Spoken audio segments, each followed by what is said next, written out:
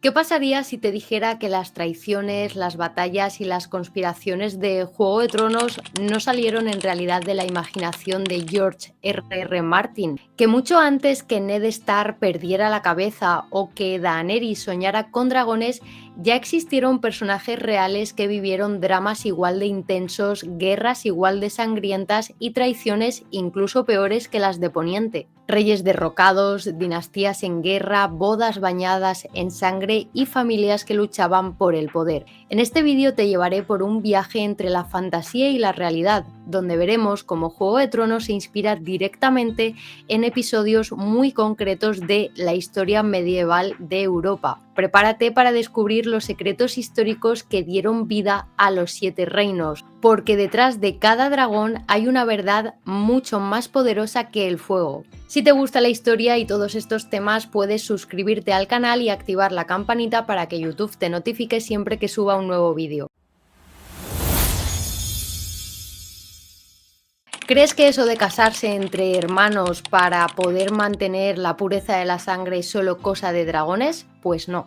En la historia real también hubo familias que prefirieron el incesto antes que mezclar su linaje con sangre inferior, y el resultado fue exactamente el mismo: locura, deformidades, enfermedades genéticas y reyes que literalmente daban miedo. Los Targaryen, como bien sabes, se casan entre hermanos, primos, tíos, sobrinas y todo para mantener la sangre de dragón intacta. Lo mismo hicieron durante siglos los Habsburgo, una de las dinastías más poderosas de Europa. Gobernaron España, Austria, el Sacro Imperio Romano Germánico y se destruyeron a sí mismos desde dentro.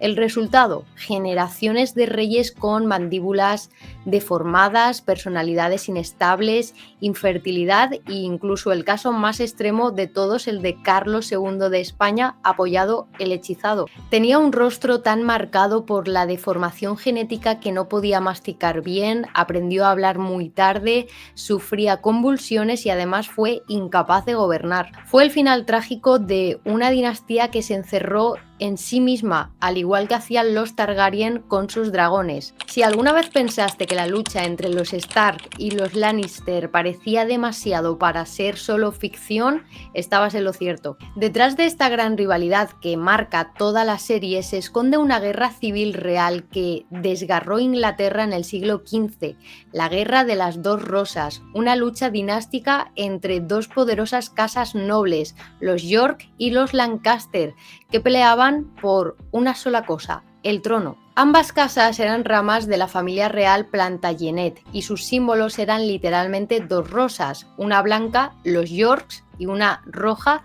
los Lancaster. De ahí el nombre de esta guerra, que duró más de 30 años, desde 1455 hasta 1487, y que sumió a Inglaterra en un caos brutal de intrigas palaciegas, traiciones familiares, asesinatos, alianzas cambiantes, reyes depuestos y batallas sangrientas. ¿Y qué tienen que ver los Stark y los Lannister con todo esto?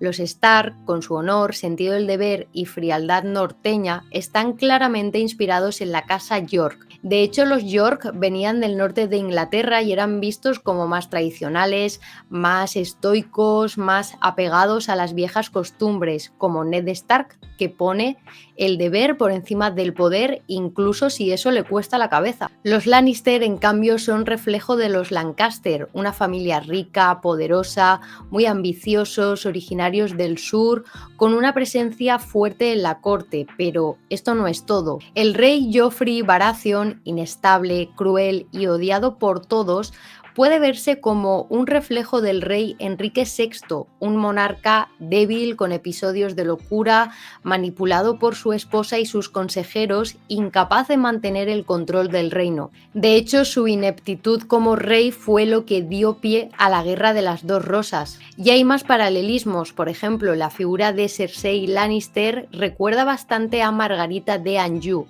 la reina de Enrique VI, una mujer protectora con su hijo, con fama de ambiciosa y que lideró ejércitos en ausencia de su esposo. Además, hay que recordar que la Guerra de las Dos Rosas también terminó con la llegada de una nueva casa al poder, los Tudor, que unificaron las dos rosas en una sola, símbolo de paz después de décadas de conflicto. Y sí, algo muy parecido pasa en la serie, cuando tras años de guerra civil se busca restaurar el equilibrio con nuevos líderes. Daenerys Targaryen no es solo madre de dragones o rompedora de cadenas, es un arquetipo poderoso, el de la mujer que irrumpe en un mundo gobernado por hombres, que desafía imperios, que arde con justicia y ambición y que deja una huella que no se puede borrar allá por donde pasa. Pero aunque vuele sobre dragones y camine entre llamas, Daenerys tiene una inspiración muy real en la historia: Catalina la Grande, emperatriz de Rusia. Ambas mujeres tienen una historia sorprendentemente parecida si quitamos esa parte de fantasía que tiene la serie. Catalina nació como una princesa extranjera, no era rusa, era alemana, y llegó a Rusia para casarse con el heredero al trono. Su llegada a una tierra lejana y hostil recuerda al exilio de Daenerys en Essos, desde muy joven, viviendo en un mundo que no era el suyo, aprendiendo reglas, observando, adaptándose y finalmente tomando el control. Al igual que Daenerys, Catalina fue subestimada, vista como una figura decorativa o como una joven bastante manipulable, pero cuando llegó su momento, no lo dudó, dio un golpe de estado, derrocó a su esposo Pedro III y se convirtió en la mujer más poderosa de Europa. Daenerys también destronó amos, jefes de clanes, tiranos y finalmente aspiró al trono de hierro, en un mundo que repetía sin parar que las mujeres no gobernaban. Ambas son figuras de transformación. Catalina reformó Rusia, amplió el imperio, modernizó leyes, apoyó las artes y la ciencia. Fue una mujer ilustrada en un mundo brutal. Daenerys, en su viaje, libera ciudades enteras de la esclavitud, promueve justicia social y se enfrenta a sistemas de poder decadentes. En ambas hay una mezcla de idealismo revolucionario y voluntad de hierro, pero también comparten el otro lado de la moneda, el precio del poder. A medida que Daenerys avanza, la vemos cómo va cambiando.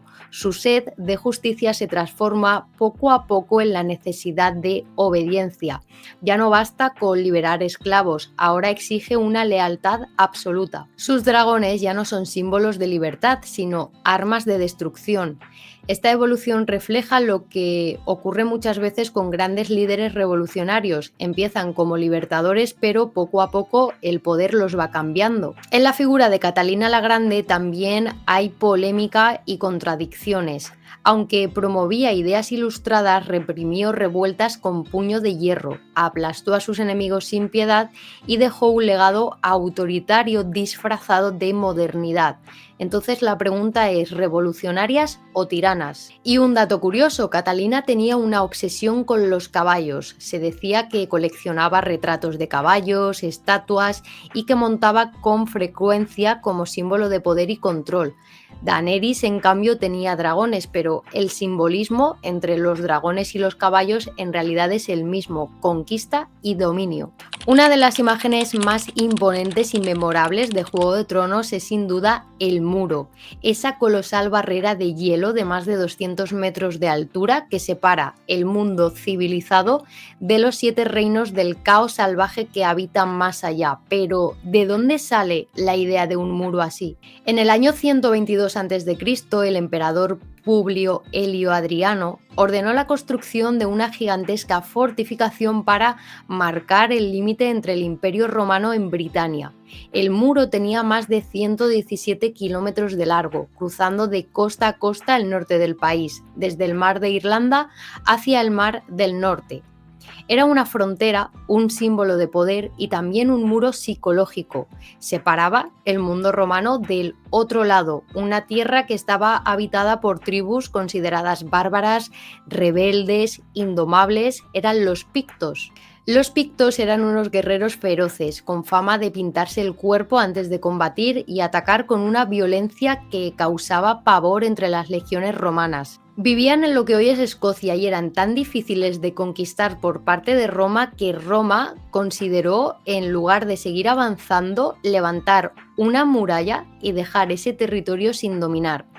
George Martin visitó el muro de Adriano personalmente y en varias entrevistas ha confesado que cuando estuvo caminando sobre él, viendo ese paisaje desolado y azotado por el viento del norte, le hizo imaginar una historia oscura, fría, mítica, y de esa forma nació el muro de hielo. Pero la comparación no acaba aquí. La Guardia de la Noche, esos hombres vestidos de negro que juran defender el reino, recuerdan a los soldados romanos que eran destinados a los puestos más fríos y remotos del imperio. Al igual que en la serie, muchos eran prisioneros, desertores o personas sin futuro que eran castigadas para poder proteger el muro. La idea del muro también representa una división cultural y moral. En Juego de Tronos, lo que está al sur del muro representa la política, la ambición, la hipocresía de la civilización, y lo que está al norte, aunque bastante peligroso, refleja libertad, instinto y comunidad. Lo mismo pensaban muchos romanos de el mundo bárbaro, lo temían, pero en realidad también lo admiraban. Y si te fijas bien, el muro en la serie no es solo una construcción física, sino también simbólica. Representa el miedo a lo otro, a lo desconocido, al caos que amenaza con romper el orden, justo como en la historia real, donde los romanos levantaron fronteras para contener lo que no podían controlar. Hay escenas de Juego de Tronos que se te quedan grabadas en la mente a fuego, momentos tan intensos, tan brutales, que incluso los espectadores más curtidos se quedan sin palabras. Y de todas esas, pocas han sido tan devastadoras, crueles y memorables como La Boda Roja, una boda que termina en masacre, una sala llena de esperanza, de alianzas selladas, de promesas de paz que de pronto se convierten en un baño de sangre. Pero lo más escalofriante es saber que esta escena no fue completamente inventada. La Cena Negra tuvo lugar en 1440 durante una época de disputas políticas en el Reino de Escocia. El joven rey Jacobo II tenía solo 10 años y la nobleza, en especial el poderoso clan Douglas, ejercía una influencia muy grande sobre el gobierno. Los líderes de este clan, William Douglas, de solo 16 años, y su hermano menor David, fueron invitados al castillo de Edimburgo para cenar con el rey. Al principio todo parecía normal, buena comida, hospitalidad, risas, hasta que de pronto sonó un tambor funerario y se colocó una cabeza de toro negro sobre la mesa. Esto era una señal ancestral de condena a muerte. Minutos después, los hermanos Douglas fueron arrastrados del salón y los ejecutaron en el patio, mientras el joven rey impotente lloraba. George R.R. Martin ha reconocido que este evento fue una de sus principales inspiraciones para La Boda Roja. Tywin Lannister, uno de los personajes más temidos de la serie, se parece bastante a Eduardo I de Inglaterra, apodado el Martillo de los Escoceses. Eduardo fue un rey calculador, despiadado y obsesionado con el poder, que gobernó con mano de hierro y no dudaba en utilizar la violencia para aplastar a sus enemigos. Al igual que Tywin, fue un genio político y militar, pero también un padre frío y dominante que obligó a sus hijos a cumplir sus ambiciones. Los juicios por combate que vemos a lo largo de la serie no son pura invención. En la Edad Media era común que los nobles pudieran exigir resolver sus disputas con las espadas. La creencia era que Dios guiaría la mano del inocente. Por eso en Juego de Tronos vemos como Tyrion exige este tipo de juicio más de una vez, apostando su vida a la habilidad de un campeón. Juego de Tronos nos atrapó con su mundo de fantasía, pero gran parte de su impacto proviene de lo profundamente humana y real que es toda la historia. Las luchas de poder, las traiciones familiares, las ambiciones, los sacrificios heroicos, todo esto ha sucedido una y otra vez en nuestra propia historia. George R.R. Martin no solo escribió una novela épica, sino que nos mostró cómo la historia puede ser tan emocionante como cualquier dragón. Y hasta aquí, chicos, el vídeo de hoy. Si os ha gustado el vídeo, me ayudáis mucho dejando un like y un comentario. Con el like y el comentario me ayudáis muchísimo a que el canal siga creciendo. Muchas gracias a todos y nos vemos en el próximo programa.